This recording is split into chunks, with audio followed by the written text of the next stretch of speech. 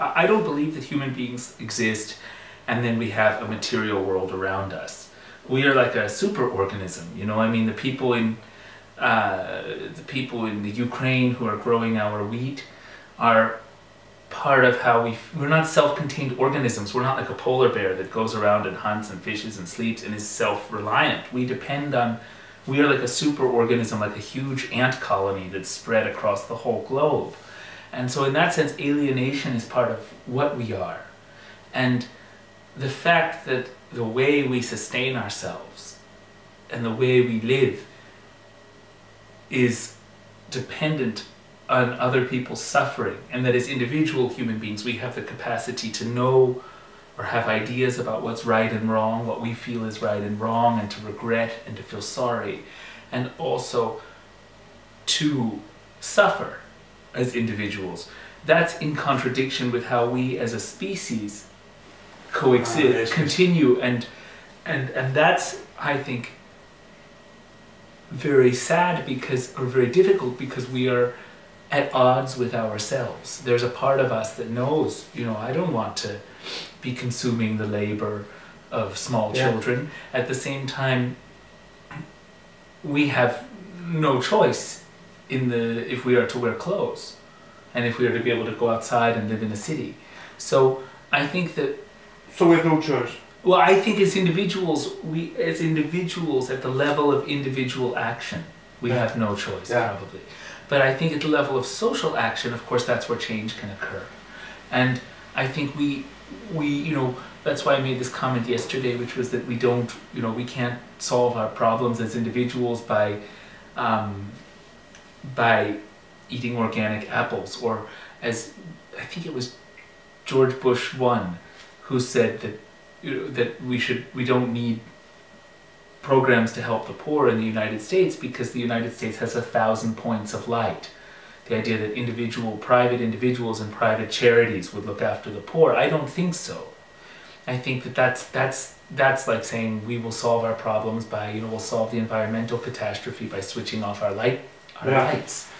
And so I think we need social action and we need political action, and I think, of course, we need to become aware. There needs to be maybe not an expose, but there needs to be what Herbert Marcuse and what Robin yesterday called a negation, a kind of an exposure of the way systems are working, and then a kind of negation of that system at the same time, so that people can start to think of other solutions and also start to wake up from what you call this apathy. But you describe very much the propaganda. You describe very well the system of propaganda, and the apathy is also created by propaganda, and so actually it's not only on a political level. It's to point at how the propaganda machine works, and maybe how people are. I mean, the apathy, I think storytelling is bad storytelling is part of the problem. I mean, I think advertising is an enemy. I think even when we know, I mean, we fetishize things that we know are haunted by suffering and blood, not because the advertising lies to us, but because we as human beings are capable of having two thoughts at the same time. So I can look at my iPhone or this camera with which you're filming us now, and I can think, oh, that camera's made under horrible conditions, and the workers who are building the chips, the electronic chips inside that camera, are exposed to awful chemicals, and the waste is poisoning a community. At the same time, I can look at that camera and I can think, wow, that's a great camera, I want that camera. And I can hold those two thoughts in my head at the very same time. So, and that's the same with Anwar, right? We see that at play in Anwar. He knows the propaganda film factually is a lie, that they've used to brainwash the society. At the same time, he knows it's a lie. At the same time, it makes him feel better. But you are not interested. So we're not consistent. We're not logically consistent. But this moment, this unlogical consistency is a kind of things that go into each other. I mean, this is also what you're trying to describe. Exactly. This where they where they can make cohabitation, or they can be. So I mean, are you trying to be like these people are like lab? You have a lab and you have a microscope, and you try to describe this moment of ambivalence or ambiguity, or you know. The only thing that I reject in this, yes, I mean, broadly speaking, yes, in the sense that yes, we should take care. We should really take care to explore these contradictions. It should be very important to understand exactly this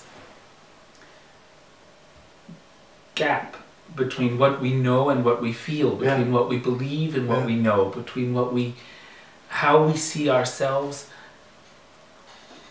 and how we see ourselves, because we can see ourselves in different ways at the same time. And I think it's Wittgenstein who talks about different language games. And you know, one of the classic examples he gives is, how can you be both scientific and religious at the same time? And how can there be scientists who are religious? How can you believe in evolution as a scientist and believe in the Judeo-Christian God? And his solution is that actually these are two different language games. They're totally in contradiction with each other, and just like chess and football, we're not playing them at the same time. So we're playing what, and probably when we play, and here we go to Rousseau's point that reason, the better part of most of reason is rationalization. We're probably playing one at some moments, another at the other moment. It's a matter of expedience. It's a matter of what serves us best as a survival strategy. So Anwar at some moments finds he's served by playing one language game, at another moment another, and that's how I think we all function. So when we're voting, or when we're going to a protest against global warming, where we're demanding carbon controls, we're playing one language game. When we're going out the next moment buying a ticket to, I don't know, a ticket to India to go to an ashram where we're going to spend... To a conference. We're going to go to an ashram in India and spend a huge amount, burn a huge amount of carbon getting there. We're playing another language game. And these two seem to be apparently contradictory, but they're not. They're different games. There is a moment when... And that movement, who are we when we shift between those games? Because if I'm identified with one thing now, and then another thing in a minute, who am I in the transition? We are going to train our awareness muscle.